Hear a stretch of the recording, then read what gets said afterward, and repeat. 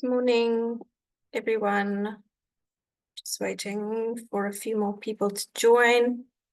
Thank you so much for joining us today. My name is Inek Stemmet. I'm the Sailor Operations Manager, and I just want to give a warm welcome to everyone for joining us today, especially so late in the year, in December. But I think today we have a really positive and exciting celebration of the hate crimes bill. So just some house rules. This is a public dialogue and it is being recorded as well as live streamed on Facebook. So just take note of that. Today we'll have the previous Deputy Minister, John Jeffrey, doing a keynote address, and then we will have some inputs from some activists, and then we will have just a cultural celebration kind of thing from Thorsten, our poet. But we will also be having a Q&A session, so please do come in once that starts. You can raise your hand in the chat. You can raise your hand in the function or come in the chat, whichever you prefer. And then I'll just want to say as a big thank you to our developmental partner, the Norwegian People's Aid, for making this type of celebration possible for us today. I think that's it from me. My colleagues Fozia Davids and Fuyo will be chairing today's meeting. So with that, I will just hand over to Fozia. Hi, good morning, everyone, and thank you for joining us. And we've got quite the full house for almost Christmas time. So I think it's also testimony to the fact that there's been so many different persons joining on this journey, you know, celebrating the passing of the hate crimes and hate speech bill. And Sailor's been with the Department of Justice doing advocacy work around this bill, I think from what I can remember, as early as 2017, if not earlier. And I think Deputy Minister Jeffrey will take us through that timeline as well. I think given how much effort and work has been put into the passing of this bill, advocacy, public dialogues has been done on this bill countless times. And so perhaps what I can just do as well is just take a moment to just reflect on that like Sailor's commitment to fostering that just society and supporting that, but also putting forward these platforms over the years for constructive dialogue, and then also to have evidence-based policy making. Sailor's involvement with hate crimes and hate speech bill started in the context of his broader work on human rights, peace and security from the early phases, recognizing the work that the Department of Justice is doing and that need for comprehensive legislation to address harmful effects of hate crimes and hate speech, especially noting the work that Sailor does on xenophobia, migrant rights, and also LGBTIQA+ rights as well. And in terms of the early engagement, Sailor has been mobilizing dialogues and initiated and facilitated community and policy dialogues in various communities and having community dialogues over the years. I look at an example of a community dialogue held in December 2018. So it's been tracking for a significant amount of time, and just also looking at actually from 2016, Sailor began this work, working quite closely with Deputy Minister John Jeffrey. And so 2018, Sailor also hosted a dialogue in Mamelodi where Deputy Minister John Jeffrey also focused on that human rights and hate speech. And since then, even up until 2023, Sailor's been supporting this process and also facilitating these spaces. But of course, Mr. Deputy Minister John Jeffrey has been leading the charge in his leadership and the commitment to passing this bill, recognizing the role that this bill can play. And so we would also like to just say thank you to the Department of Justice and Deputy Minister John Jeffrey for that leadership and commitment to this cause as well. And so I think the work now is, as the bill moves towards implementation, Sailor still remains committed to supporting its enforcement and public education efforts, and understanding that legislation is not enough, but ultimately, I think importantly, recognizing the work that both the Department of Justice and also SALO and the wider civil society also does to look at ultimate societal transformation and requiring sustained engagement and vigilance, especially around these issues of hate crimes and hate speech, and also, monitoring the types of speech that fosters in society, and how do we ultimately go from changing what the tempo is in society and what drives hate speech and hate crimes. So with that, I'm going to hand over to our first speaker, which is Deputy Minister John Jeffrey. Actually, no, yes, it is. So he's our former Deputy Minister of Justice. We served for 10 years. As Deputy Minister, he led the drive to pass the Prevention of Hate Crimes and Hate Speech, and he played this leading role in government to advance LGBTQ rights. In the 80s, Deputy Minister was an anti-apartheid activist. He was detained in solitary confinement, and Mr. John Jeffrey served for 30 years as a public representative in Parliament and government. And he's been someone that's been instrumental in the process of getting the Act signed into law. Mr. Deputy Minister John Jeffrey has joined us countless times doing advocacy work around this bill, answering very difficult questions around the bill, and also dealing with pushback against the bill in many cases from corners that feel that the bill may not achieve its intended effects. And so Deputy Minister has actually alleviated many of those concerns, given various corners of society a hearing to be able to engage in what the difficulties are. So over to you, Deputy Minister. And again, thank you for all of the work that has gone into this over the years.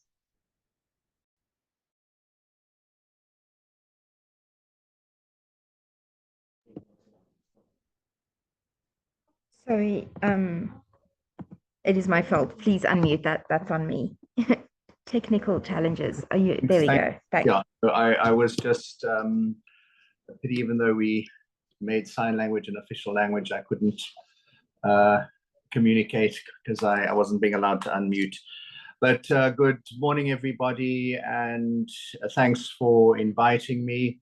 I noticed that there are two officials from the Department of Justice, sorry to blow your cover, from the Legislative Development section that are online. That's Mr. Tsietsi Sebelamecha, who's the Chief Director in the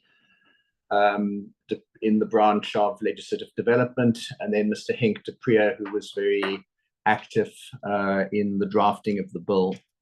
I've been asked to speak a little bit about the process for the bill, how, where it came from, and reflect on the bill itself.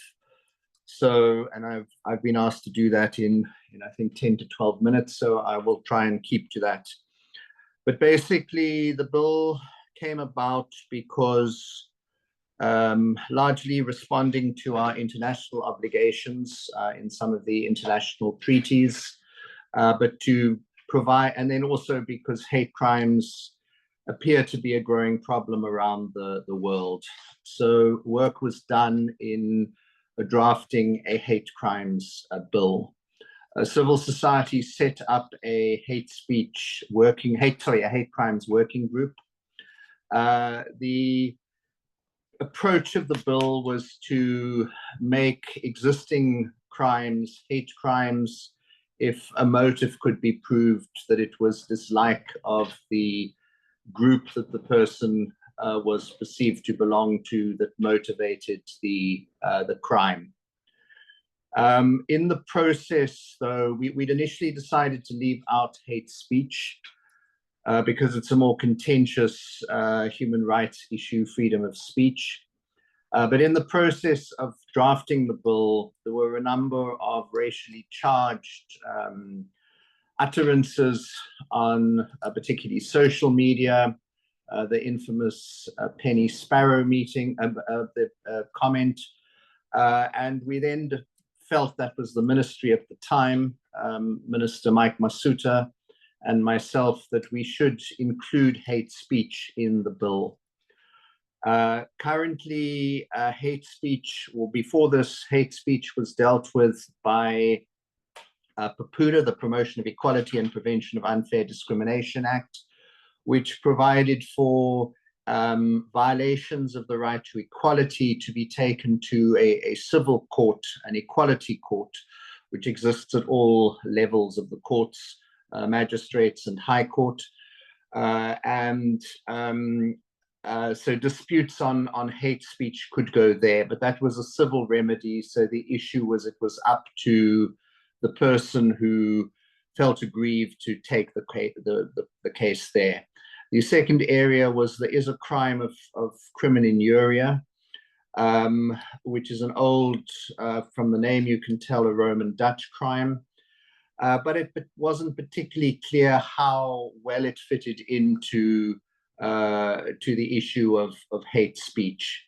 So we decided, while not abolishing crimen injuria, to have a statutory crime of hate speech, and that was added to the bill. The bill was then published for public comment before it was introduced into Parliament.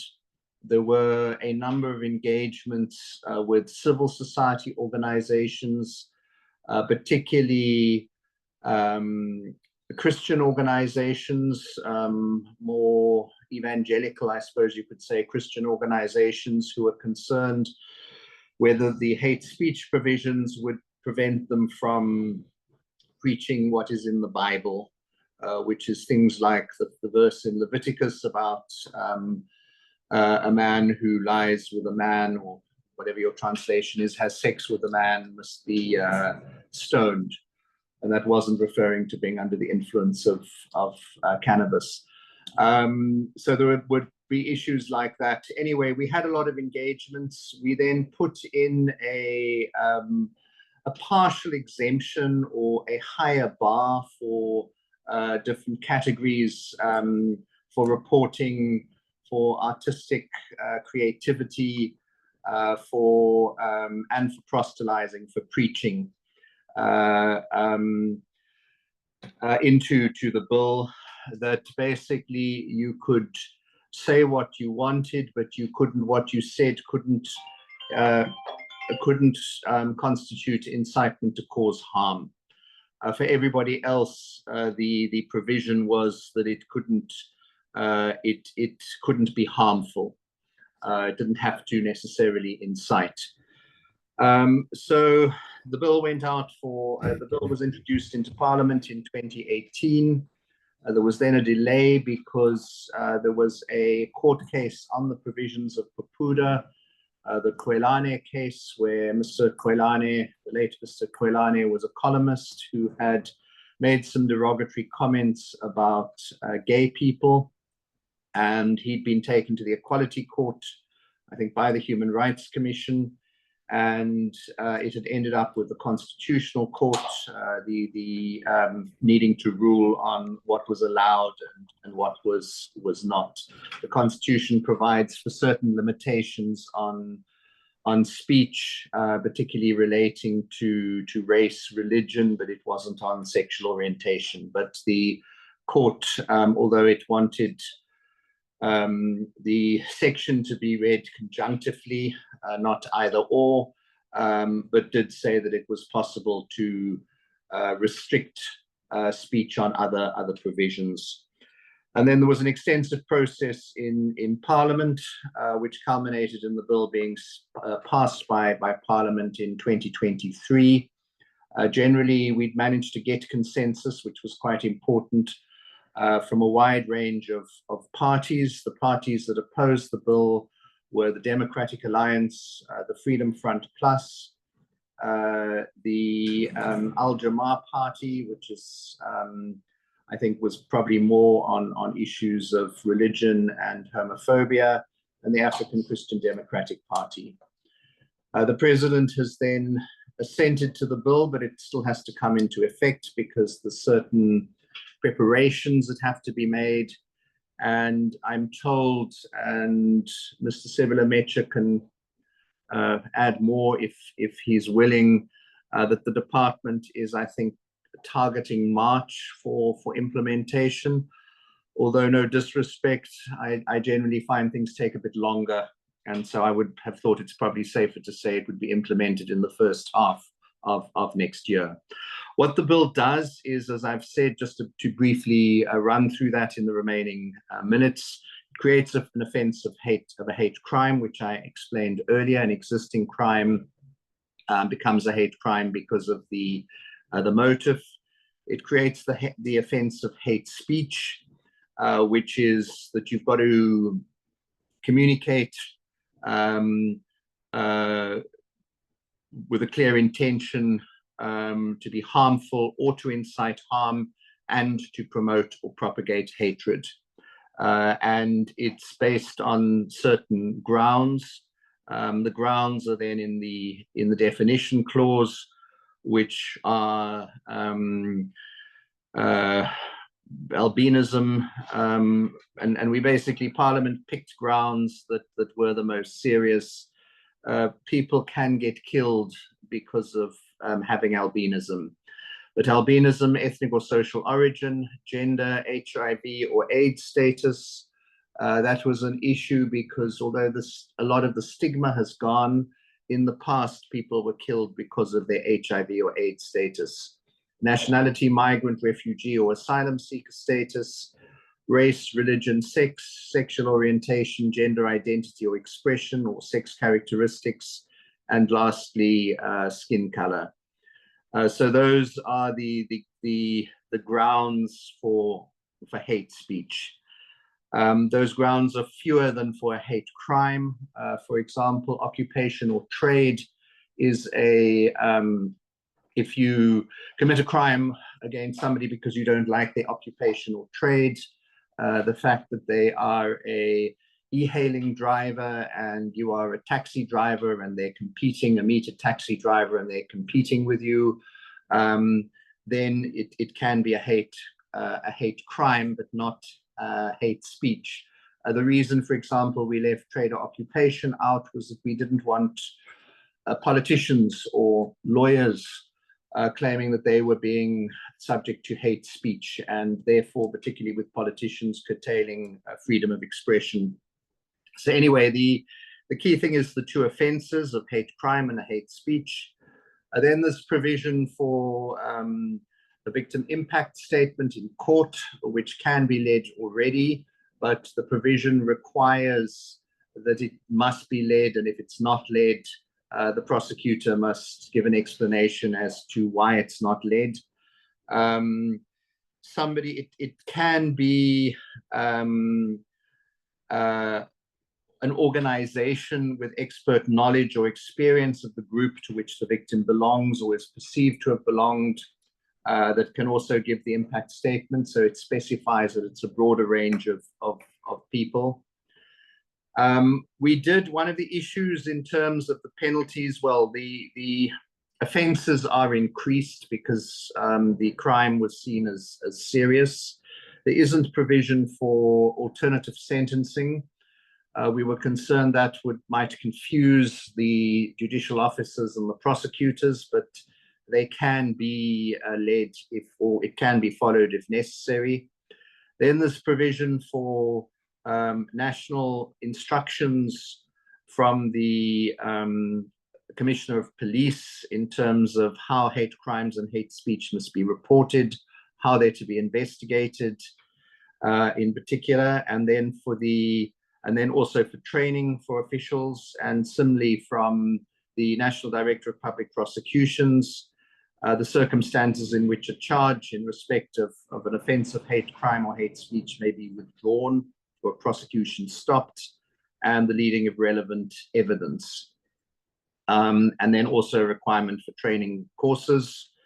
Then there's provision for monitoring for hate crimes and hate speech to be monitored, recorded, and that is to be done by the Minister of Justice, who must prescribe how information must be recorded, and it must be reported to Parliament, the Human Rights Commission, the Commission for Gender Equality, and the Commission for the Promotion and Protection of the Rights of Cultural, Religious, and Linguistic Communities.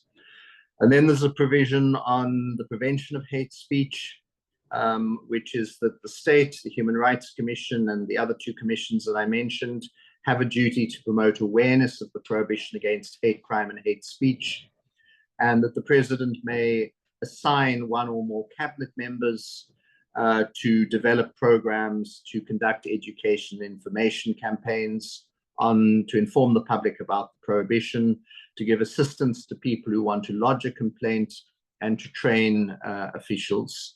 And that lastly, the South African Judicial Education Institute, which trains the magistrates and the judges, must also develop training programs. So that broadly is what is in the bill. So it's not just, in summary, it's not just about crimes, but it's also around prevention. And it's only this act is not going to end hate speech or hate crimes. It's really, I've always described it as being one weapon in the arsenal to build greater social cohesion in South Africa. Let me stop there. Thanks very much. Thank you very much, Deputy Minister. My name is Noluvuyo Mjoli. I am also from Salo. So we have a wide variety of speakers today, as the former Deputy Minister has alluded today, in terms of what the bill entails. So we also have speakers from the LGBTI community. So we'll start off the conversation with Njinji Magwaza. So briefly, Njinji Magwaza is a South African social justice, a Black feminist and human rights activist who has been involved in different social justice struggles locally and internationally. Their involvement in the socio-economic rights and issues, as well as workers' rights and also the LGBTQI rights, has been highly significant. They're also the 2021 Queer Parenting Feather Awards winner, which is the category that included in the Feather Awards based on the work that Njinji does for the organization they founded in 2013, known as the Parents, Families and Friends of South African Queers. So the organization mobilizes for queer peoples, especially parents, families, and also allies into becoming public advocates for dignity, equality, and social inclusion of the queer people. So Njinji is also a well-known activist who's respected locally and internationally. So without further ado, Njinji, would you maybe just highlight what the bill means for the queer community, and also the kind of maybe issues and the kind of anticipations that you think that the bill proposes for the queer community? Over to you. Thank you, Noluvuyo. Thank you very much for your introduction. I'm always very skeptical about introductions that are longer than the speech. So thank you to the former Deputy Minister of Justice. The work that you carried out during your time in the department is really commendable. And we are also very pleased that, and also able to say we are proud that you always worked with us and you always considered us in all the issues that we've raised with you and cried to you about. We are happy about the hate crime and hate speech bill. And it's something that we've been hoping to get in South Africa based on the fact that we have seen a lot of hate crimes affecting LGBTIQ plus people. I'm glad to hear from the minister that it's not only about what the act is against, but it's also it also provides issues of raising awareness as well as training of officials. Because in our experience working in communities, we've realized that we have these laws that are greatly written and they are there, yet the people that are supposed to be using those laws, they don't even have a clue about the existence of those laws. And also the fact that the officials might also not even aware of how to apply those laws, especially the magistrates and the judges when they are faced with cases. And the challenge that we've always seen is that people come in their positions and in their jobs with their already concluded perceptions and convictions on what the Bible says and what the Bible does not allow. And it becomes a challenge when they have to rule or preside over a case that includes same-sex relationships or same LGBTIQ plus people. We then hope that with this act, people will be clear on defining what hate speech is and also defining what hate crime is, which is always better with the hate crimes because most of it is very physical and clear. I'm just very anxious about how hate speech is going to be addressed through the act. Because I was thinking about an example of myself working at a mall with my partner and someone just passes a comment. I don't know this person, but they passes a comment that makes everyone look at us and feel threatened and feel unsafe. And how will then I be able to use the act in my advantage to teach that person a lesson that whatever that they said was hate speech? And how do I get that person to be brought into justice so that I also feel that the act is working for me? So those are the questions that I've been having since the act was, or the bill was being discussed, and now the act. So it is, I think for me, it's important that we are clear about the implementation. We are clear about the fact that the people who are going to be working around these issues, they understand exactly what it entails and how to go about. Because the concern is that, I mean, former deputy minister, we are having issues with people just accessing the Constitution.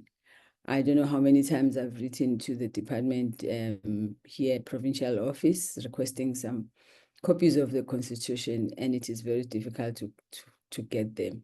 So if we don't have the foundation of all the laws that people are aware of and can access, I'm wondering how the other laws that are coming after the Constitution will be known and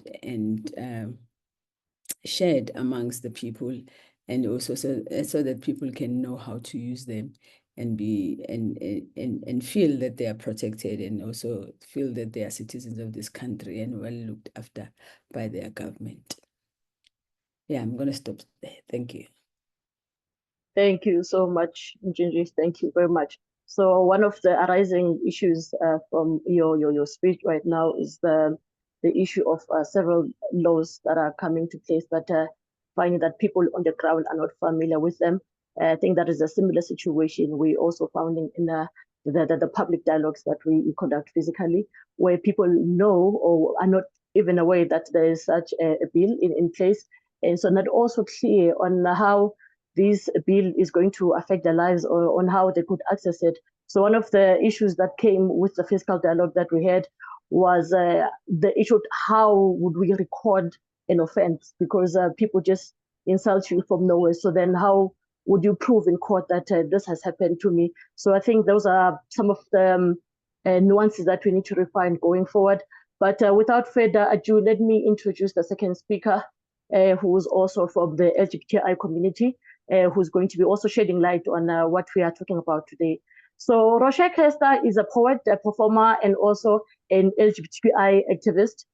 She has also worked for Out LGBTI Wellbeing as a hate crime manager, where she was involved in policy and legislative change and the assistance of the hate crime victims and survivors. Hester was also employed as the first director of the queer the LGBTI and others in the office of the Gauteng Premier. She currently works at the Forum for the Empowerment of Women as the Advocacy and Program Officer. In 2021, she was awarded the Role Model of the Year by the FEDA Awards as well.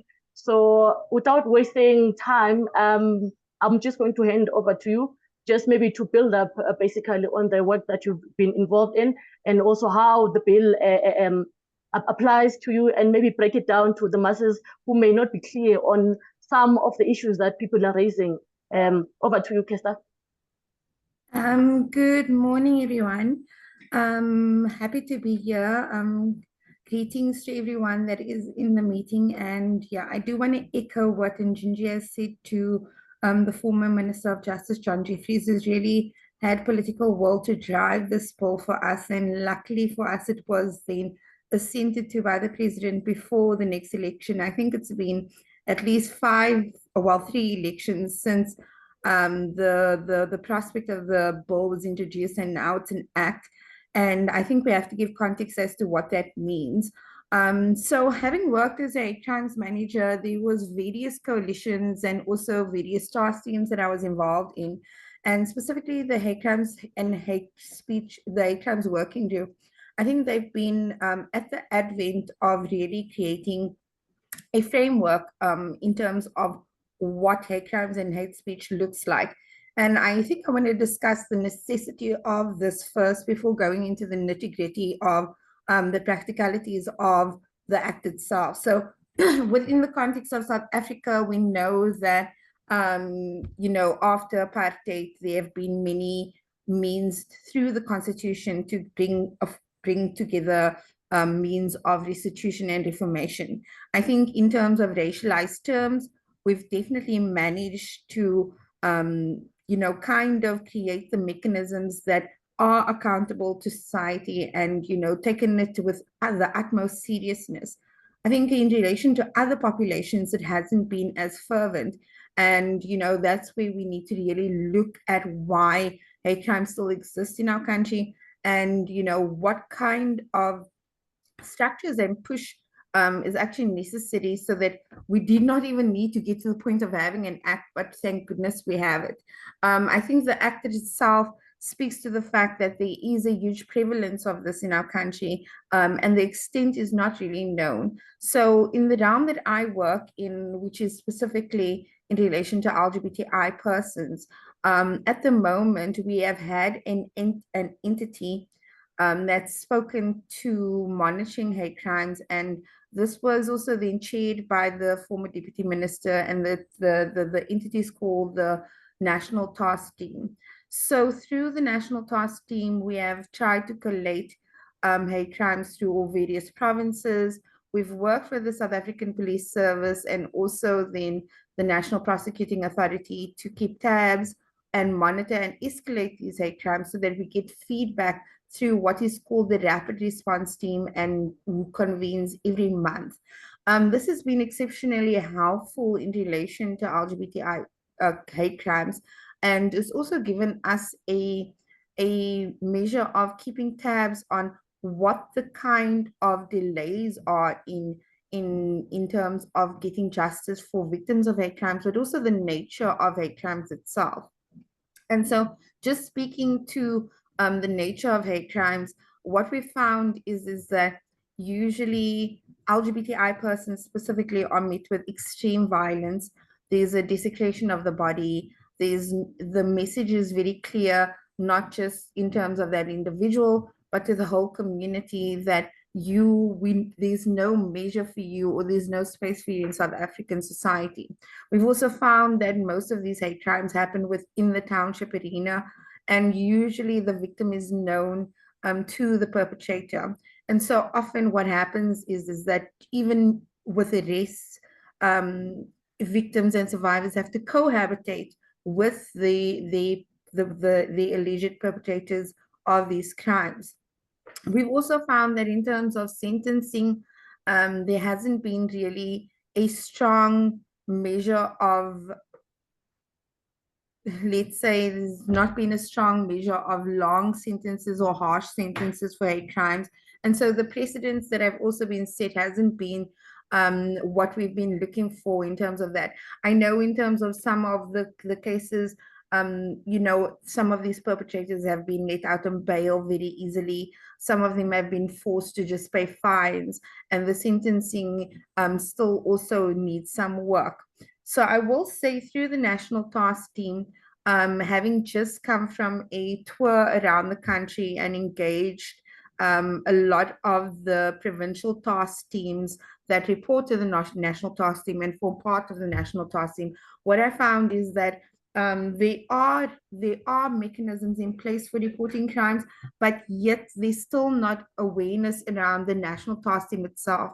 And this is obviously a concern, because now, if we're speaking about the whole country being onboarded in the various kinds of hate crimes, it's going to take a lot of strategic planning to ensure that there are channels that are direct in documenting these cases.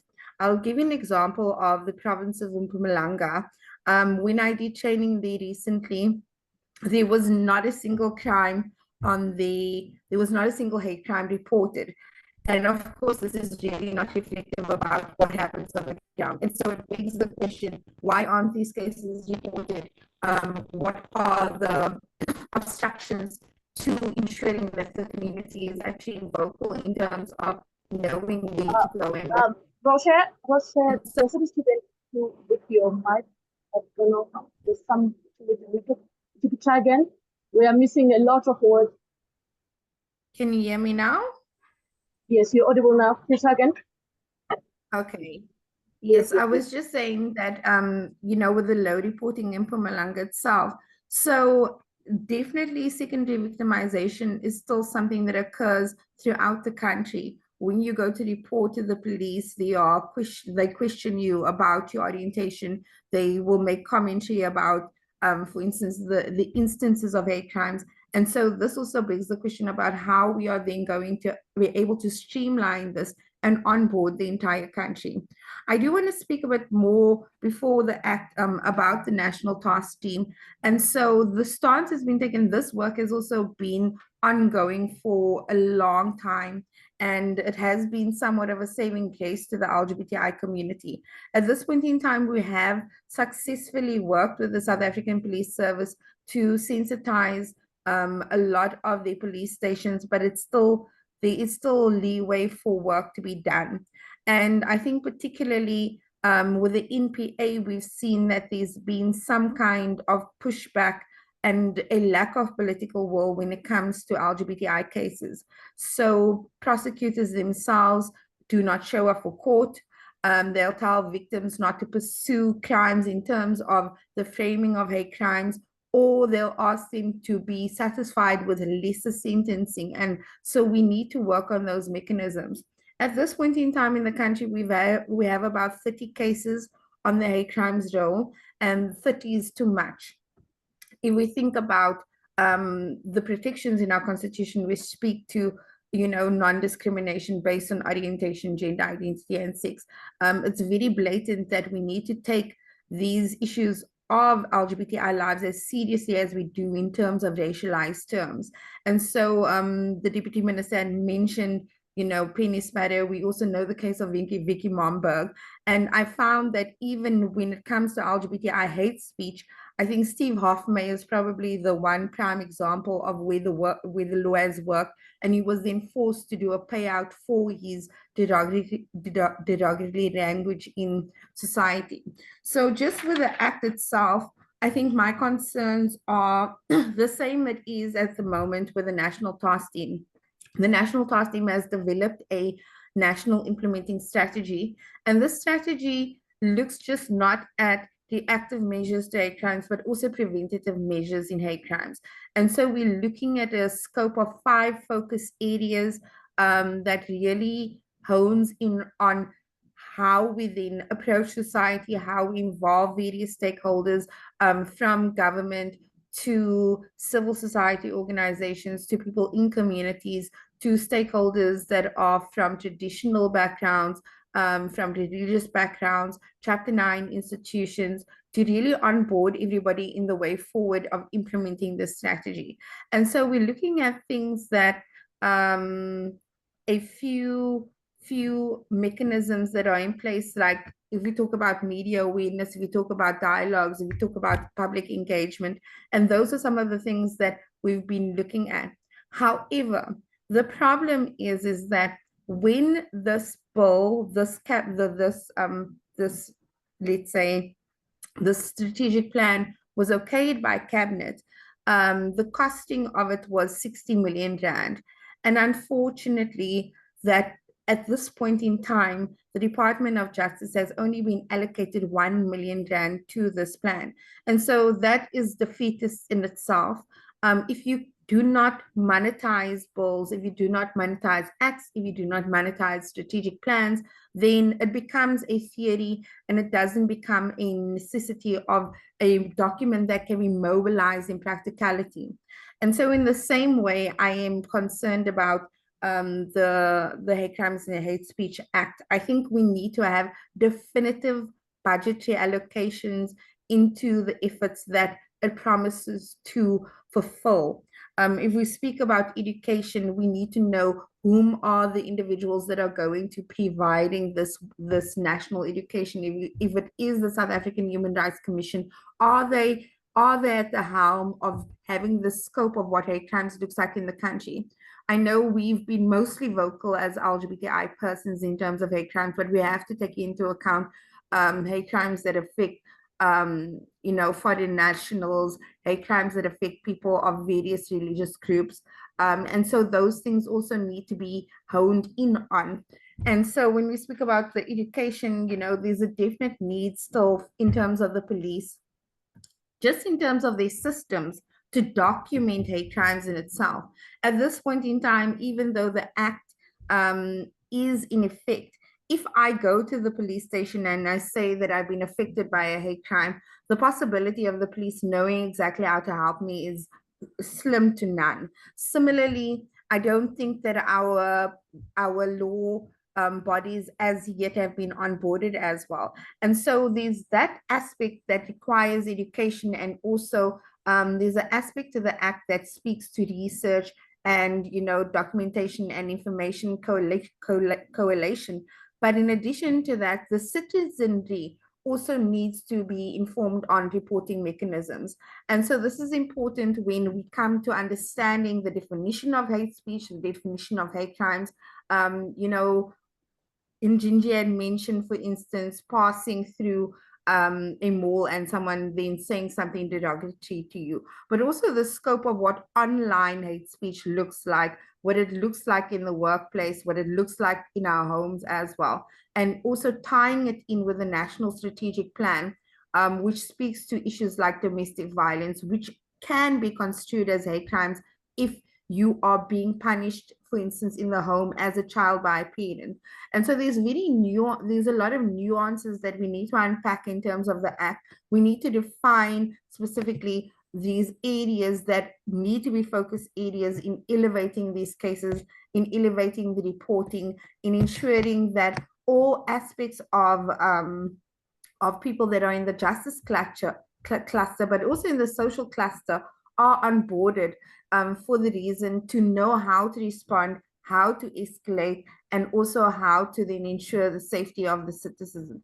I want to say again, my appeal is definitely large in terms of the monetization of this act. It's beyond important. If we talk about preventative measures, if we talk about reactive measures, we need to have budgetary allocation for those things so that the people that carry the responsibility and the onus of this act can then implement. So I think I'll just stop there for now. And yeah, thank you so much. Thank you so much, Roshe. Thank you so much. Your speech is really packed. There's so many factors that you have brought here, but I think one of the highlights that I am getting from your conversation is the issue that the bill is really impressive on paper, but when it comes to implementation, there are still factors that need to be considered. You also brought forward the issue of a training of the authorities, especially the police, and how they themselves are not clued up or on par with how this bill is set to be carried out. So you also mentioned the issue of budget constraints and those other considerations that need to be refined. So I think we'll just leave this to the Q&A section. Maybe we'll just continue that conversation there. But before we get to that, can I just bring on our last speaker for the day, Mr. Thomas Shamu Yarira. Forgive me if I am mispronouncing your surname. So Thomas is a human rights activist and the founder and director of the Fruit Basket.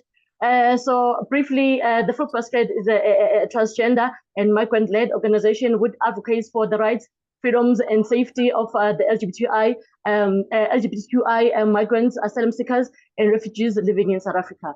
Also, the Fruit Basket was nominated for the Role Model of the Year on the FEDA Awards as well. So I think the bio is quite long here, but I'll just summarize some of the parts here. So Thomas has also worked as an assistant researcher, focusing on the challenges of the LGBTI refugees and the impact of discrimination on mental health. He also actively volunteers his time to support various community-based initiatives. Through his work, he strives to create a world where everyone, regardless of their sexuality or of their sexual orientation, gender identity, social migration status, can live free from discrimination and persecution.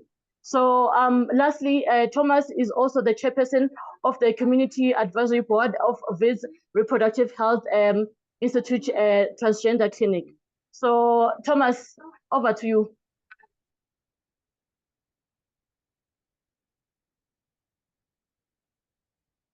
Thank you so much, and good morning, everyone. I don't think I'm gonna say much because most of the points also that I wanted to touch on have been touched on by my colleagues. But I guess I just want to start by saying that, you know, the hate speech and hate crimes law that was recently passed, I know that there's just so much work that went into it from activists and lawmakers and civil society organizations. And we just want to acknowledge that, you know, that also for us who were not actively involved in drafting the bills and everything, we are sitting here hopeful because we are going to benefit from the passing of this law.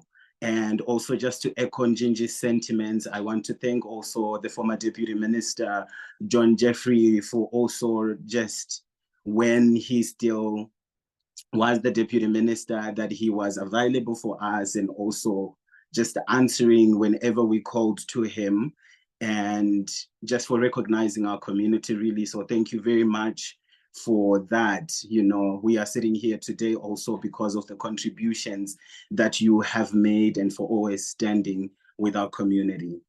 And I represent the LGBT migrants, asylum seekers, and refugees community. And there's a sentiment in our community, which is if our queer and trans siblings who are South African citizens feel unsafe, feel that they are not protected, feel that they are neglected and not supported, you know, what more us who are of migrant and refugee experience, you know? And this bill and this law has given us some hope, because as much as it is new, as much as it is still coming into effect, you know, we can already see that there is justice that is already starting to come about. There's justice that is already starting to be served to those that are, you know, committing these crimes against our community, against humanity, basically. And, you know, this is something that we are very grateful about. But also, you know, we are sitting with a situation where, as much as this law is also, you know, has been passed, our community of migrants, asylum seekers, and refugees that also belong to the LGBT community is very much excluded, you know, in so many aspects of life. and we are working together with Gender Dynamics on a program that is called the Nalitemba Project, which was formerly known as the REACT Project.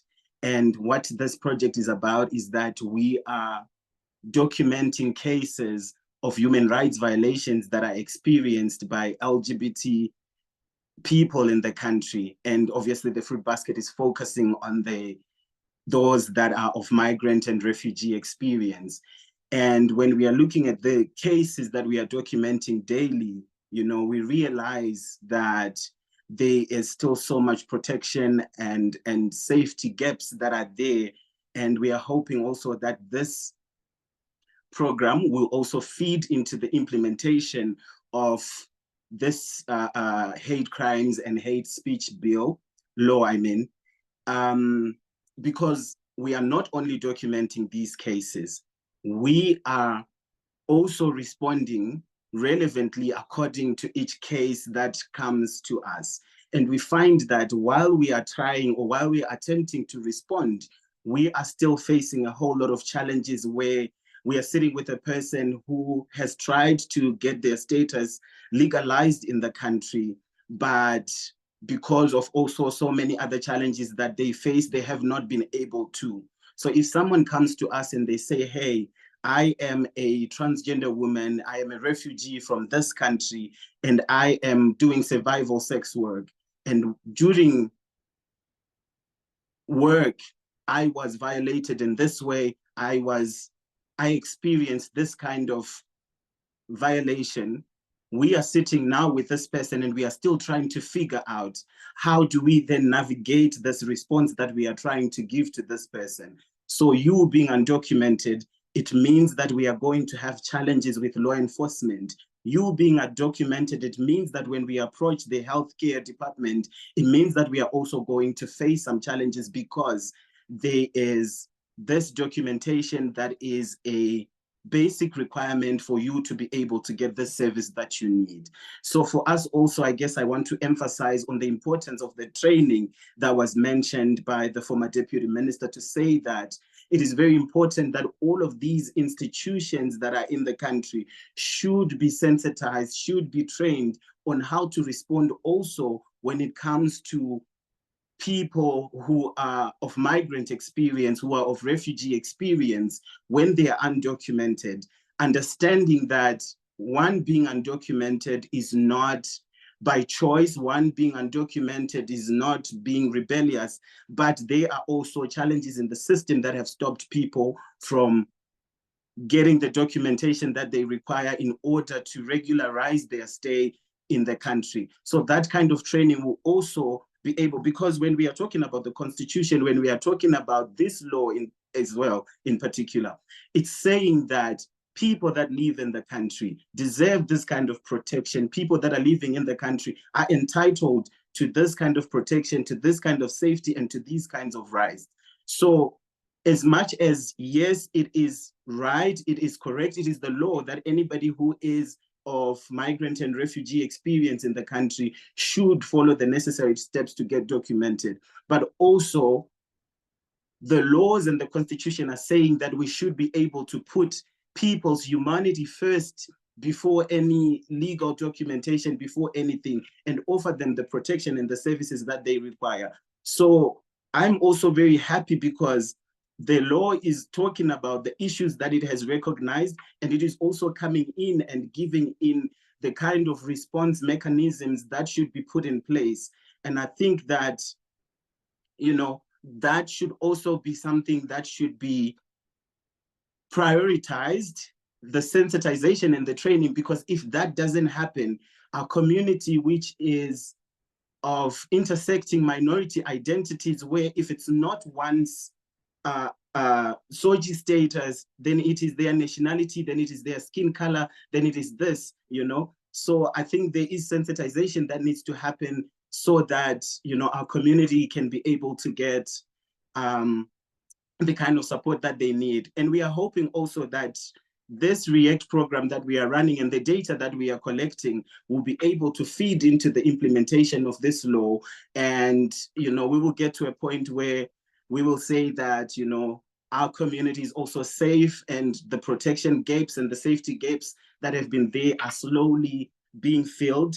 But yeah, I guess overall, we are just happy that something like this is in place and it has restored the hope of our community. And it is somehow making also the work that we are doing a little bit easy, you know. And yeah, we are hoping that also as time moves on, we will be able to get a chance to also engage with different government departments to say that, hey, you know, these are the challenges also that we are facing in our community, and how do we work together to ensure that the implementation is flawless and that everybody benefits, including us of migrant and refugee experience, benefits as much as we deserve to, as much as we are entitled to this new law. But overall, we are happy that this law is in place because it is definitely a step in the right direction for us, as much as my colleagues have also, you know, reiterated that we have a long way to go when it comes to implementation. But again, a win is a win, and hope is what we need to get to where we want to go. So the law has restored our hope, and we are hoping that as we move forward, we will be having a different conversation, maybe at this time next year. Thank you. Thank you so much. Thank you so much, Thomas.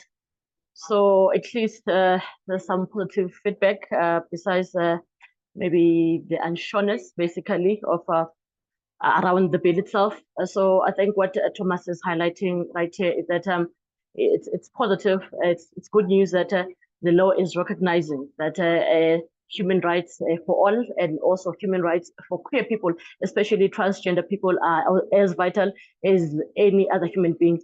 But to top that off, you also bringing the issue of migration and also documentation, which has been an issue that we have dealt with a lot here at CELO.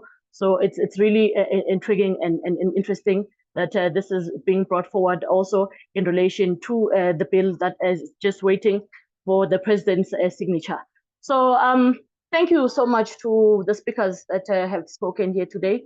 Thank you so much for blessing us with your presence, and also for the contributions and for the robust inputs that you have brought forward. Now we are going to the second session of this dialogue, where we are opening up this conversation to the people on the floor. So you're welcome to post any question or comment on the chat, or you can also raise your hand and recognize you, and you'll come in with your inputs. I think my colleague Fozia will handle that department, but I don't know. I'm not seeing any hands. Lily, do you see any hands or comments? Do you have any of those? I'm not seeing any hands. Thank you, Rio. Thank you so much. It's been a pleasure co-chairing with you so far. So thank you to all of our speakers. I think, and again, thank you to Deputy Minister and all of the other speakers, Rashay, Thomas, and I think I've missed someone as well. But thank you so much to everyone for the remarks and very important insights. And I really liked what Thomas had to say, that a win is a win. And that's true, because I think in the absence of legislation, it makes it really difficult to have a tangible roadmap to effect change. And so again, appreciating the advocacy efforts and the work that's been done to get to this point. And then again, recognizing that it's a long road ahead, because now that the legislation is here, how do we make the legislation impactful and meaningful? And so giving it legs, essentially. And so I'd really love to hear some insights, but I see my colleague Atinko's hand is up. Ati, please come in. Thank you. Thank you. Can you hear me clearly? It's not perfect, but it can work. Okay, no, let me just move a bit. It's quite an interesting topic in terms of the significance of the bill itself, and I think one has to appreciate the role that the Deputy Minister played in terms of pushing the bill to be advanced into a law. The focus really broadens the issues in terms of what we want to address. there are issues that relates to hate crimes, and we are a country that has experience in terms of our historical experiences. These issues have not been addressed quite clearly, so the bill does touch on those issues. So my appreciation would go to the minister to say, look, you've done a lot of work on the bill. You have pushed it.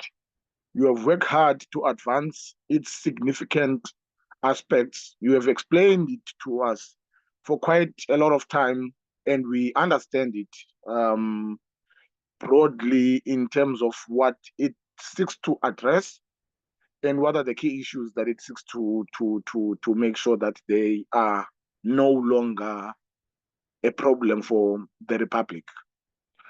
There are no questions that I would really ask, because I've been engaged in these dialogues for a long time. So I just wanted to appreciate the minister in terms of what he has done.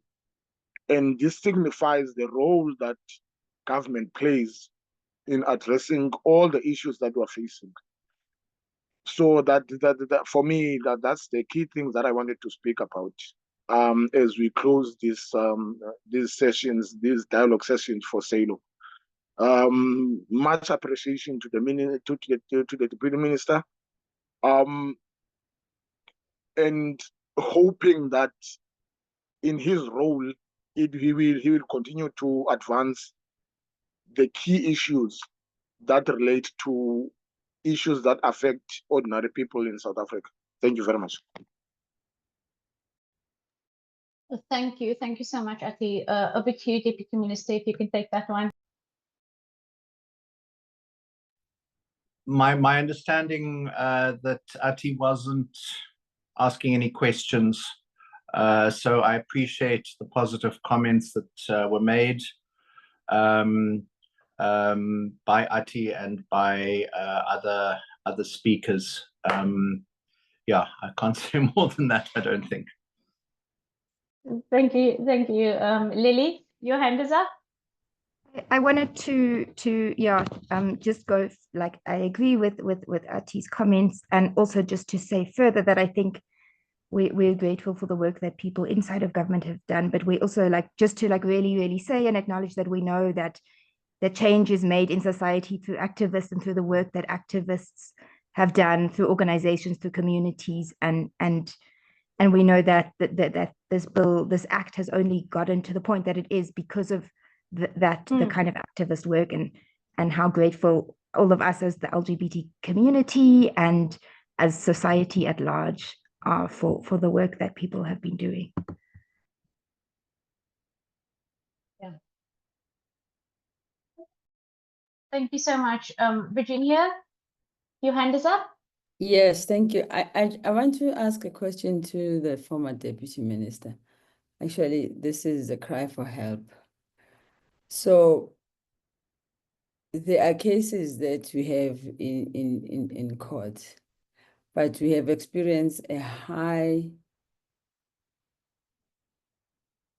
very serious corruption happening between the defense lawyers and the prosecutors. How can we address that? Because the police would do their work, apprehend the suspect, take them to court, but then the cases are just then struck out of the roll because of what happens in court in relation to that cahooting between the prosecutors and the defense lawyers.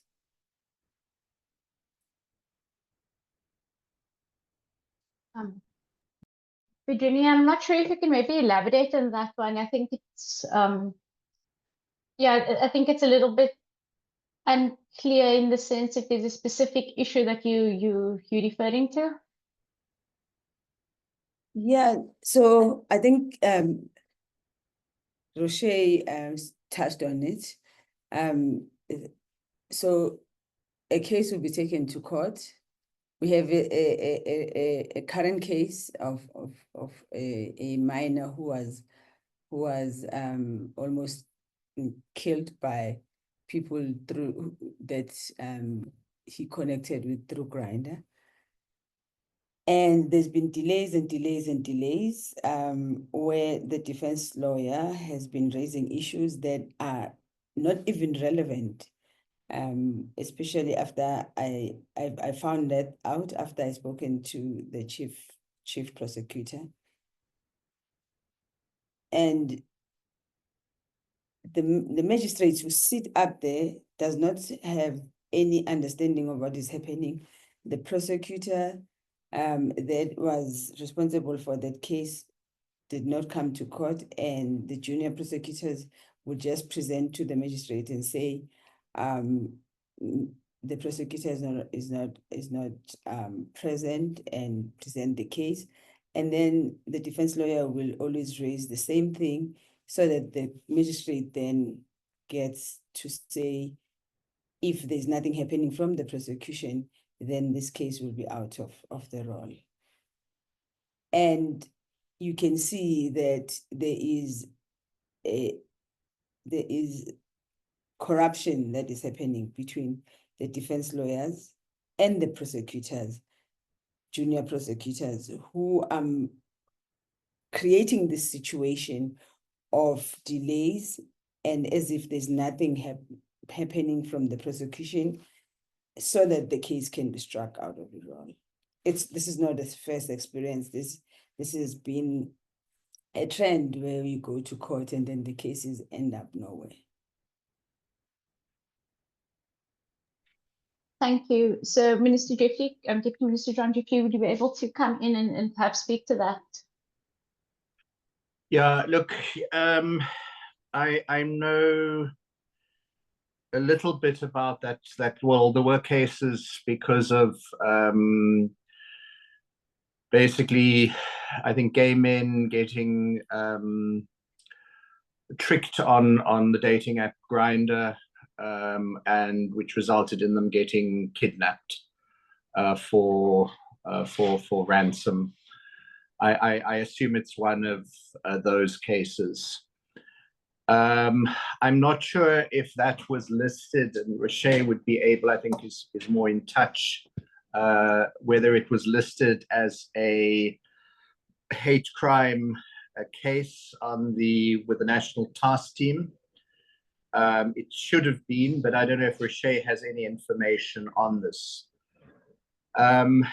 Each case has its own specifics and often its own problems, and one would need to, and I mean, the Grindr case has got a lot of publicity because it made a lot of people vulnerable. So it would, sorry, I just see Roche's, okay, no, she's saying the NPA have been lackluster in pursuing cases and prosecuting effectively. But look, I think with each case, one needs the detail. With respect, Virginia, we're a very corrupt society. There could be some corruption between the defense lawyers and the prosecutors. And this can be, but it's not, I don't think, that endemic. But anyway, the issue is where there are those allegations, those must be raised. Where there are complaints about a case, those must be listed and taken up. So I think I can communicate with Virginia outside of this, and then take it up with my successor, Deputy Minister Andries Nel, to follow up with the NPA on those cases that there are problems. But each case has to be basically dealt with on a case-by-case basis, and the facts of each case and the problems with each case need to be listed. Just to say that the Act does, as I've mentioned earlier, provide for the National Director of Public Prosecutions to come out with directives as to the withdrawal of cases or the stopping of a prosecution, and this provision for training of judicial officers, which would then obviously include the magistrates and the judges. So hopefully these problems will be addressed in the long term. But I think, Virginia, can we speak outside and you give me more details of this specific case and the problems? Thanks. Thank you, Minister. I have a 2017 case that is going through, that what I'm talking about is happening, and it's very visible and evident. I'll gladly speak to you about it as well. Thank you so much. Share, I see your hand is up. Would you like to come in? Yes. So yes, the cases are on the hate crime drill from the national task team, the grinder cases. But I do want to echo what Virginia said. It's been quite a number of instances that we've had prosecutors not showing up to court, or for instance, just claiming absenteeism, and this also then delays the movement of cases, because then it is a disservice to the victims and survivors if they don't have correct representation. In addition to that, I do want to flag that some of the other issues we've had is, the advice from the NPA itself to victims of hate crimes. So I'll give a very an example of just one of our own who has been assaulted in terms of a hate crime. They were pushed down the stairs, they were called derogatory terms, and when then presented by the NPA, they were told that even though the person had said that they were guilty, the client should not pursue the hate crime aspect of it in court, and leave this LGBTI mess out of it. And so it begs, where is the political will of the NPA? Like I had said, we've gotten to a point now where the police have really been able to cooperate with us in a greater way than they have before. They've been sensitized, they understand the seriousness of their mandate. And so it then gets to the courts, and we are at a disservice when prosecutors then do not, go in full force in terms of trying to provide evidence and show up for these victims and survivors. So it's a huge issue at this point in time. And I think some of the remedies is definitely engaging with the NPA in terms of, overall, actually the judiciary as a whole, in terms of overall training, and also urgency around these cases. And then also particularly looking at also the vice versa training. So not just LGBTI organizations giving the NPA training, but the NPA also ensuring that that the civil society as a whole, and then also people within society, are aware of the various mechanisms and the procedures that are needed to follow through on cases. What we found is, for instance, when someone gets bail, we don't necessarily always know how to appeal these things, or when the cases are sentenced and the sentencing is not, it doesn't match the crime, how do we then mitigate those things? So I think there needs to be greater efforts to ensure that this is speaking to of those that are on the ground, and then also the lawmakers and the people that also are supposed to be implementing the law.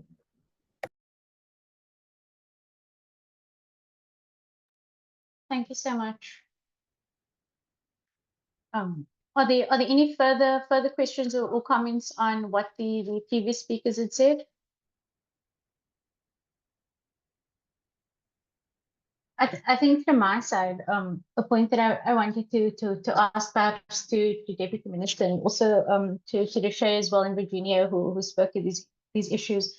I think recognizing that now the legislation is in place, but noting that there's a bit of a gap with, I think perhaps two issues. I think number one is the societal issues, is that I think we need a large-scale societal transformation to catch up with where the legislation is versus, where we are as a society, because recognizing that, that these are the issues that are at play, that why we need the legislation. But the other thing is, are the courts and the legal institutions and structures ready to be able to address some of these issues. So my question is to Deputy Minister and then also to the other speakers as well.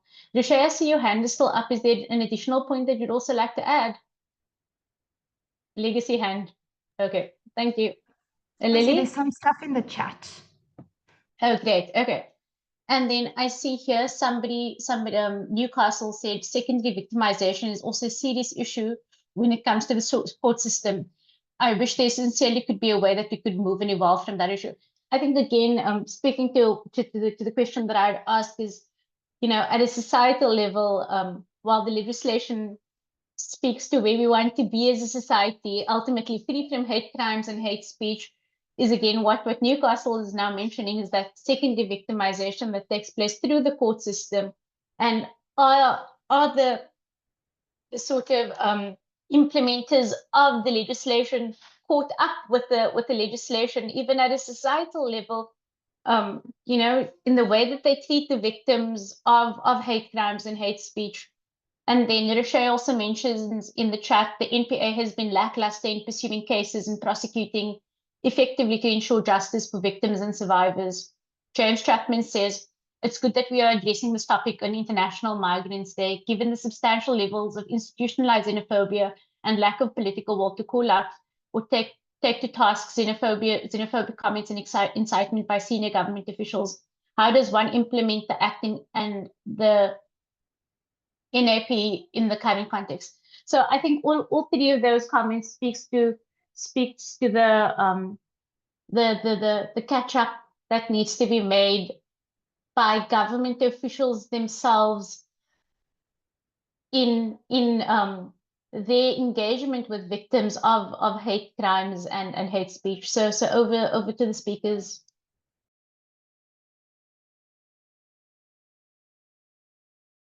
Yeah, I don't know if I should go first, but obviously the key issue with the Act is its implementation. And that is the general problem with a lot of the legislation that Parliament produces, is it often falls down on implementation. But this one does have, although it's an act, it's not in effect as yet. The president still has to proclaim a date, and that date will be proclaimed once the president is advised by the Minister of Justice that all the T's are crossed and the I's dotted and the act is ready to be implemented. And as far as I recall, there's provision also for comment on, I think the minister's regulations at least, so there'd have to be a further public participatory process or an opportunity for public input. So that all has to happen, then the act comes into effect.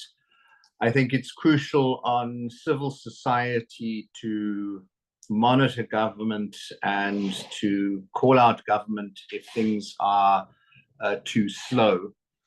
So I would want to urge civil society to continue being vigilant on the issue. As far as then existing problems, I think, and Rishay, this question was also directed to you. I mean, you're still on the National Task Team, or the Rapid Response Team, sorry. Why is the Rapid Response Team not engaging? On the Rapid Response Team is also representative of the National Prosecuting Authority. So it's a pity that hasn't been more effective in dealing with these problems. But the main point I'd want to go back to is that each case is different. Some cases there are specific problems with genuine problems with evidence that unfortunately is not sufficiently clear. You've got to, in a criminal case, prove guilt beyond reasonable doubt. So there's got to be, the judge can, or the magistrate can think the accused is guilty, but can't say that there isn't any reasonable doubt in their mind, then they have to acquit them. So there are those problems, but each case must be dealt with, and it's problems on a case-by-case basis. I see Roche Virginia is saying on the chat that the person on the RTT is not easily accessible and we had to stage a protest at the NPA offices for us to be heard. Okay, Virginia, that's also something I'll take up with you.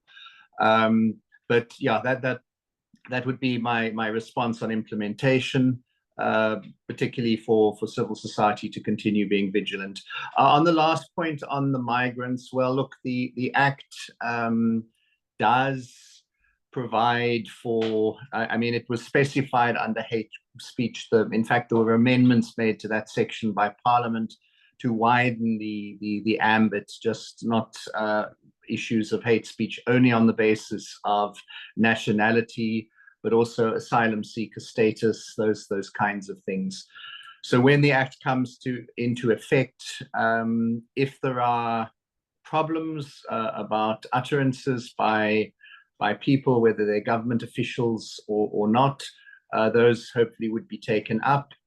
The National Action Plan, which I assume is the National Action Plan on racism, racial intolerance, xenophobia, and related intolerance.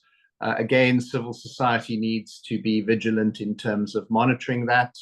I think we are reaching the end of the 5-year period of that plan.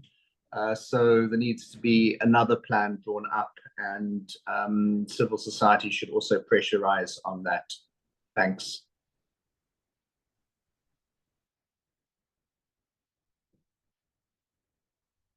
Thank you so much. Roche, can you come in? Yes, so I did want to respond to the fact that the NPA does sit on the rapid response team. I think the prosecutor on the RRT has been very involved in terms of escalating cases and bringing education to specifically the RRT. However, the difficulty is in terms of accountability measures and then also disciplinary measures. Those have not as yet been, there's no light that has been shed as to how we then hold these prosecutors to account and what we can do to ensure that these greater measures of accountability in terms of not showing up to court or, not fully representing victims and survivors holistically with a sense of political will to pursue these cases. So I think that's definitely a discussion we need to have going forward. It's also been difficult because at this point in time, with the rapid response team and the inability to have funding for us to get together to start off with, we've had virtual meetings, which also then, the focus of the meetings is definitely more on the hate crimes itself. And these alternate discussions, which we would usually have at length, also then are a bit more contained. So this is definitely something that we need to relook at, and obviously any guidance that the former Deputy Minister can give would be useful in this regard in terms of accountability measures. Thank you.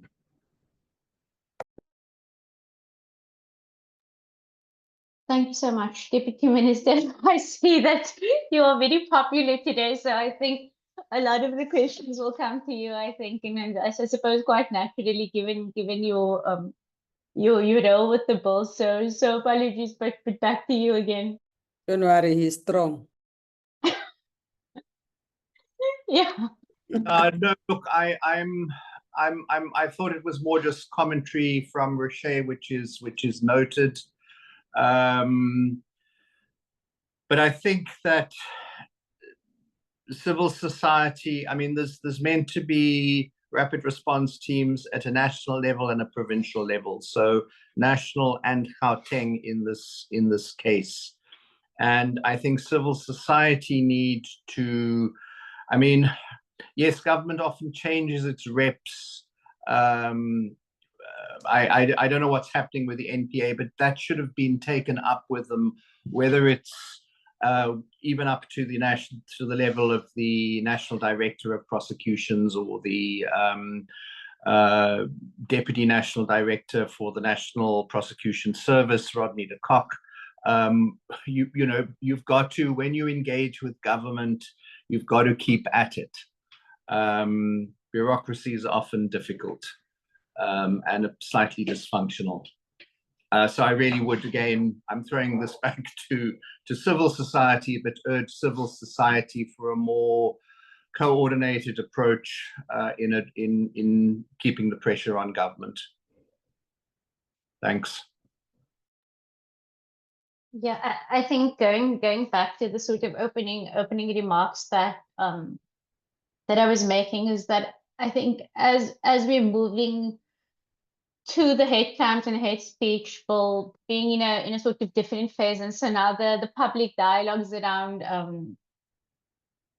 getting buy-in for the bill is sort of moved. I think now there's greater, like you said, greater civil society bill support needed for the implementation of the bill, and I think, again, going back to the points that the speakers were making around the monitoring of hate crimes and hate speech, effective, essentially reporting through the legislative pathways to allow for legal recourse where needed. And then also, I think having a parallel process as well where civil servants are also brought up to speed on the legislation and the role that they have to play. And I think that this is also where civil society can come in when they, actively conscientize society, but also also our own lawmakers and officials to be able to also be part of this process as coherently and effectively as possible. I see that Rishi and James Chapman, okay, Rishi said we will use the suggested mechanisms. Thank you. Are there any further questions from the floor or comments that anyone would like to make regarding some of the points that were raised?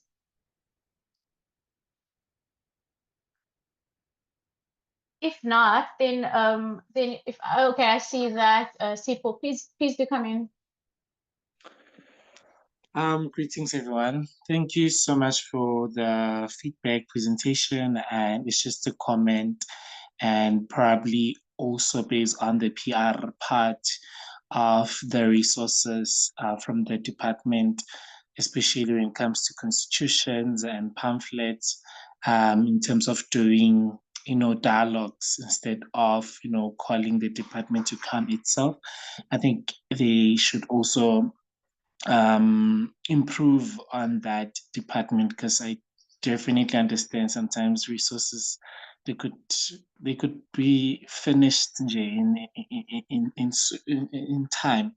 So my last question will be based on the migration immigration hate crime. So I just want to know that what kind of monitoring and evaluation system tool it will be used in terms of making sure that our migrants are not victimized in this case. Thank you.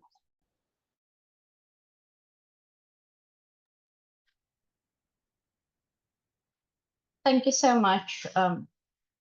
Yeah, so if there's any of the speakers that would like to engage on the comment/question that Sipho made, and then an additional question is, how can the department from Virginia, how can the Department of Justice and Constitutional Development not have the constitutions to share with the public?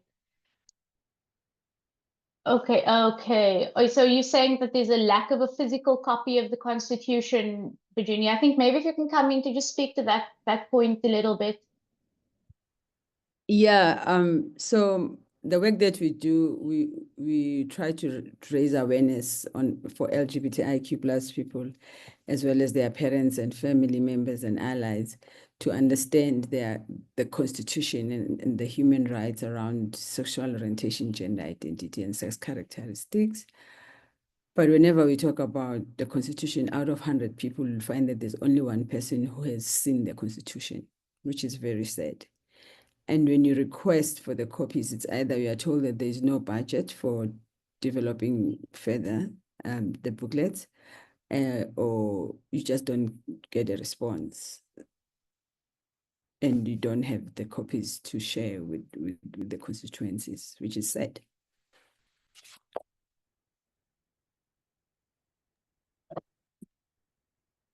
Thank you, Virginia. I think it's a difficult one, Mr. Deputy Minister? Yeah, look, the officials that are here are not from that section, so, and they weren't invited to speak, so maybe they don't want to, but if they can speak, that would be good. There were lots of copies of the Constitution available at the beginning of the year. Maybe they were all distributed. I think a lot of those copies were actually out of date in terms of the the 18th Amendment was on sign language was not in them. It's the public education and communication section of the department that should be contacted, the PEC. But I'll also take that up with my successor and just see what the situation is, and then also communicate back to Virginia.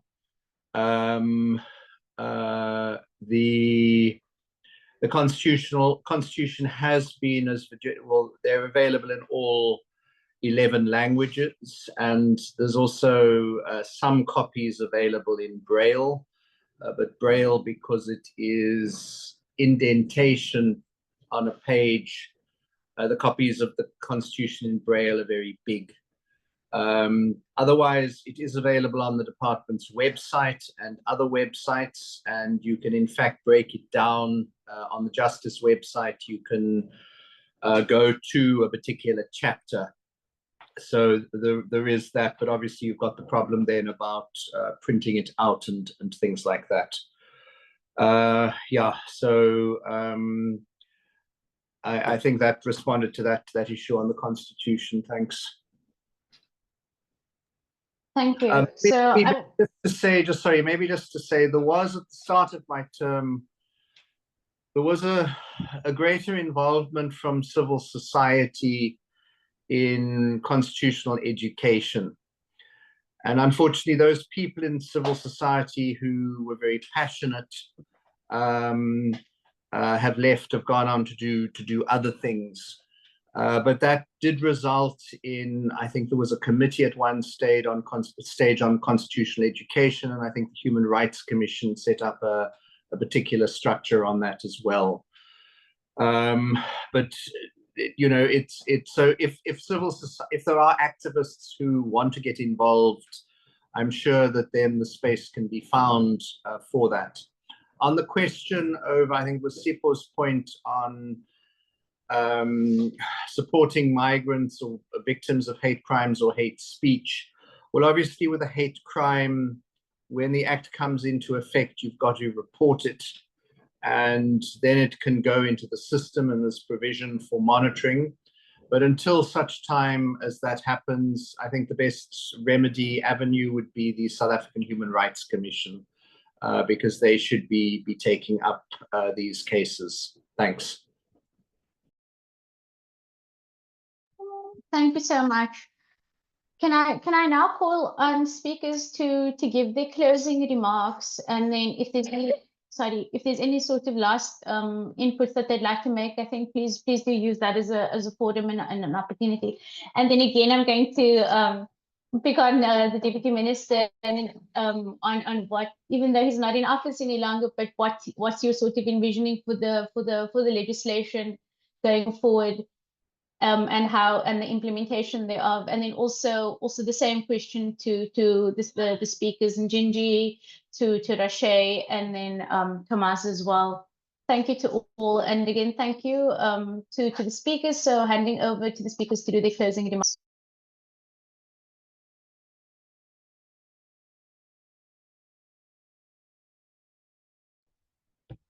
Who's starting? Is it meant to be me, or is somebody else want to start?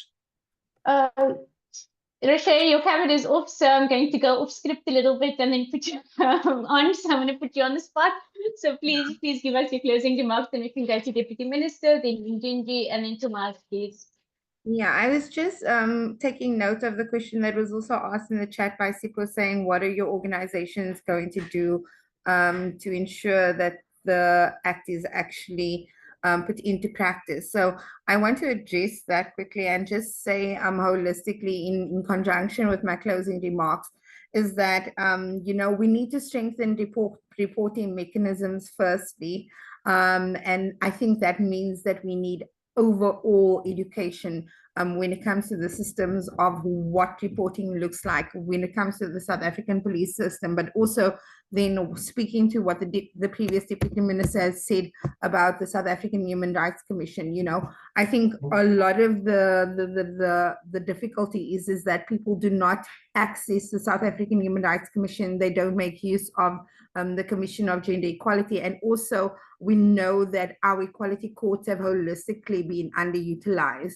And so we also need to streamline means of access to these bodies that exist within state, so that people can have better reporting mechanisms as well. And then I think, the training is holistically important, from citizenry to government entities, to lawmakers, to ensuring first responders also know how to go about accessing these kinds of tools that are available through the Act and how they are then implemented. And so it's going to be there's a need for holistic training. And that training, I don't know who's going to supply it. I don't know how we're going to break it down so that the bill becomes accessible to the public, because we can't deal with a high level understanding of the Act and not go into the nitty-gritty of what that means in terms of implementation as well. I also think it's important for us to, even in that regard, have educational materials that is a readable copy of the Act, so that it can be distributed amongst officials and also people within communities, so that they are aware of, in layman's terms, how to deal with a specific Act. And then I just also want to just speak to the championing of this Act, and what that looks like. Designations of who the responsibility is to carry this forward needs to be very clear. The budgetary amount allocated to the implementation of it, and the various activities that needs to happen around this Act also needs to be very clear, so that we have greater accountability measures. But I think it'll be a long way to go to implement this in our society, given that we've had these mechanisms that have been working for a long time to report hate crimes, and this creates a greater measure for onboarding for everybody to drive this work forward. So I think the strategy needs to be very clear, and we also need to know who we hold accountable in terms of championing this particular Act. And so I look forward to what it's going to look like, but I don't think that it's something that's going to happen overnight. It's going to take some time, because a lot of education still needs to be done within government itself, and then also the citizenry. So those are my closing remarks. I hope for the best in terms of hate crimes. I hope that we don't need to have this conversation going forward, and that it doesn't become a standing point in our society that we have the consistency of hate crimes, but that there's also a greater measure of the preventative measures as well, so that we don't even have to deal with the backlash of dealing with the violences that occur in our society, and look at more remedial ways to ensure that restitution and reformation measures are in fact in place in our South African society. Thank you so much.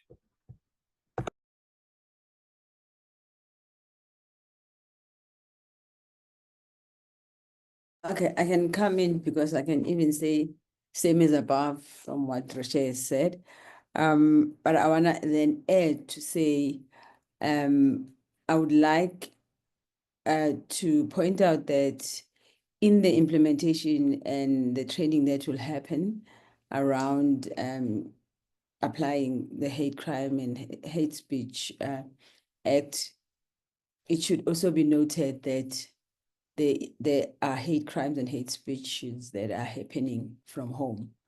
As we work with parents and of the queer people, as well as the queer people, we get a sense of what happens in the home in relation to the hate speech that LGBTIQ plus people encounter.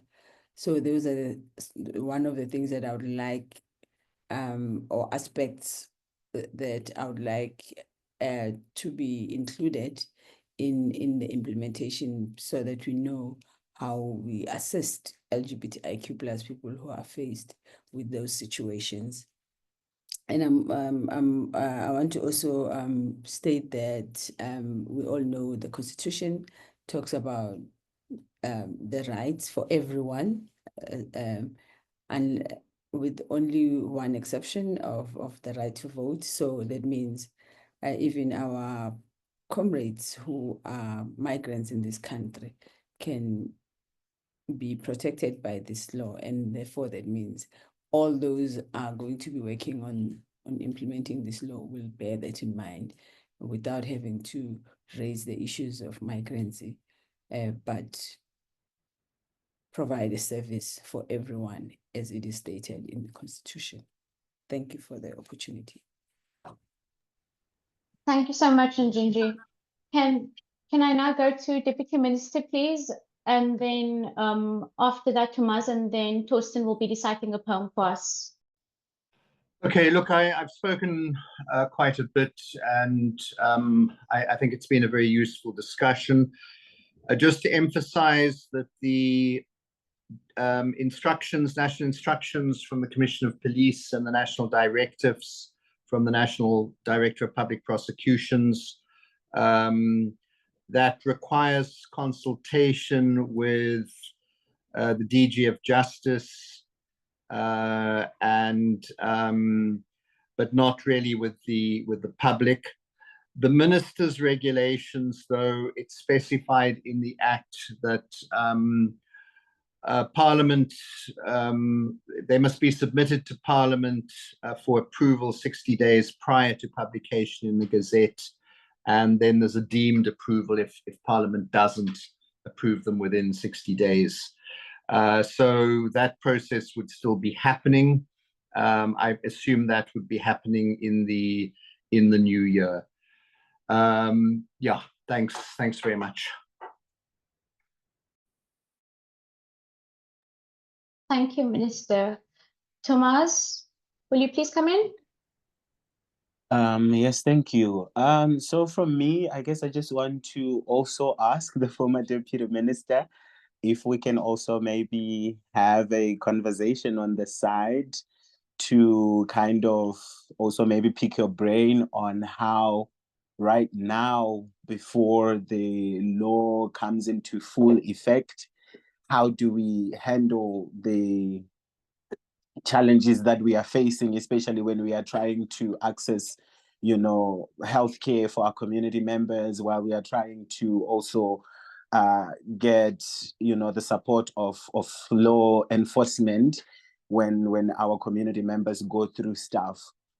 How do we reference this law even before it comes into full effect? Because we are facing challenges without taking too much time. Last night we also had an issue where we are running around trying to get help for a community member who was just violated, but because of their undocumented status, it's very difficult to this day. We have not really figured out how to go about it. So I think right now, while we are waiting, community is experiencing and going through a lot of challenges, and I think there's a need for us to respond now while we are waiting, So I just need support with that also, to just pick your brain. Maybe you can also give me advice or give us advice around that.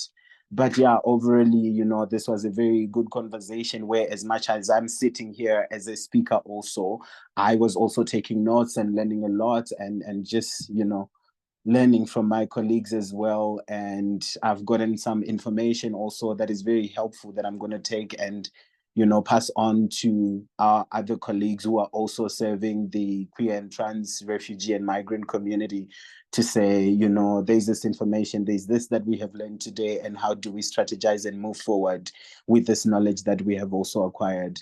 But yeah, thank you very much for having me on this panel. And yeah, I guess happy holidays to everybody. Thank you. Thank you, Thomas. So I think what I'll do now is we can end with Thorsten's poem, but I'll just do my thanks and closing remarks as well at the same time.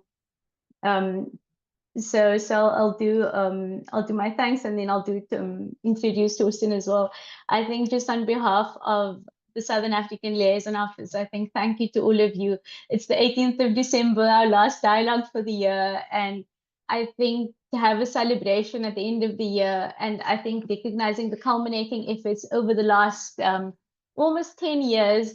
This is my colleague, my little colleague at the bottom, is also saying thank you. To say, to say thank you to all of you for the efforts over the years to be able to see this bill get as far as it has, and I think recognizing the important work that lies ahead of us next. And thank you to our development partner, Norwegian People's Aid. Thank you to all of our speakers and all of the activists in the room to make this a reality. Now, our next speaker or artist is Thorsten Tebogo Radka, known on stage as Clear. He's a South African poet from Haranukwa, Pretoria. Artistry found him at a young age, and he developed a heartful passion for hip hop and poetry. He started a poetry movement for the youth in his community, known as Speak Child. In 2016, he produced, directed, and performed his own poetry production at the State Theatre titled Speaking from Experience Growth, with the jazz band and a 4-female choir.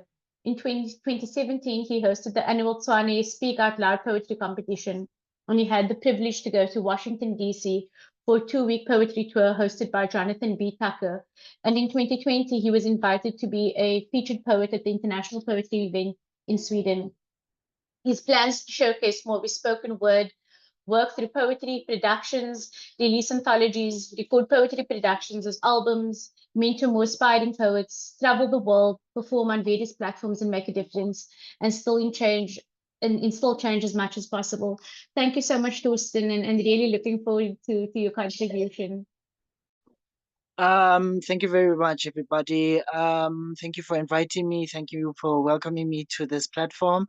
And also I'd like to thank everybody for sharing their knowledge and wisdom based on the topic at hand, and listening to everybody, what they've been sharing. And I think the poem that I'm going to deliver is the most relevant poem that will be close to everybody's heart. It's also trigger warning, but also, it's the most relevant poem that there is in my bag of tricks towards the topic at hand. So once again, trigger warning. Tonight, I will try and find rest. Tonight, I will try and sleep peacefully. Tonight, I will try and count the stars on the ceiling. Tonight, I will try and find my dreams. This poem is a poem about peace before the headlines read that another celebrity couple have decided to call it quits. But tonight, my joy, I will look at the happiness that breathes within your laughter, because tomorrow I'll be questioning your fights, saying, should I teach him to lick his wounds or should I teach him to raise his fists? But tonight, my joy, I will cast my thoughts aside, wondering about what kind of a man will this world influence you to be. Wondering about how patriarchy will force you to stomach your tears, or how it'll teach you to run your household like a drill sergeant. Tonight, I want to have a moment of having a father and son talk, a moment that in this day and age is deemed to be something that is taboo. This piece was meant to be a poem about peace, but now I'm ratting out about the demons that men are forced to inherit. In fact, the demons that we all love to be. Tonight, I want to tell you something. In fact, I want to tell you everything. I think Adam is the apple that Eve fell prey to. And if they came from our ribs, it does not mean that we own their bodies. Men don't know how to spell I love you with their hearts. Instead, men will spell it with syllables of selfish satisfaction, my joy. We glorious alpha males don't want to swallow our pride, cause feeding our ego seems to make much more sense. We know how to give violent kisses. We know how to kidnap with hugs. We know how to blind Eve with our tongues. We know how to turn their names into tombstones. We know how to make them feel small, and to be scared of us. It's enough that our shadows are constantly breathing down their necks. Tonight, I want to tell you about how how the media knows how to make noise about us, and it teaches us to be ugly, and it transforms us into beasts. There is an Adam out there that is teaching some Eve about death. There was an Adam out there that is punching some Eve into a body bag. There was an Adam out there that is forcing some Eve to swallow her voice. There was an Adam everywhere that thinks that healing is found when Eve is bleeding. Women think that being strong prevents us from being weak, but our weaknesses are the ones that make us strong. But that is a topic for some other next lifetime. So I pray that on one faithful night, that you become the man that heaven needs you to be. And if you become a storyteller, I pray that you do not narrate about how Adam is Eve's hell over and over again. Thank you so much. Thank you so much. I think Thank you if so any, much. everyone would like to turn on their cameras and greet one another, you're welcome to do that, and we'll press end in about 1 minute. Thank you so much. Yeah. Thank you. That is really beautiful. Thank you so much. Thank you. Thank you for a wonderful dialogue to everyone, and thank you for all of your contributions. Really, really heartwarming. And thank you, Kirsten, for closing us off so beautifully. Really, we're feeling a little bit teary now. Thank you so much. Thank you. Thank you. Thank you, Clea.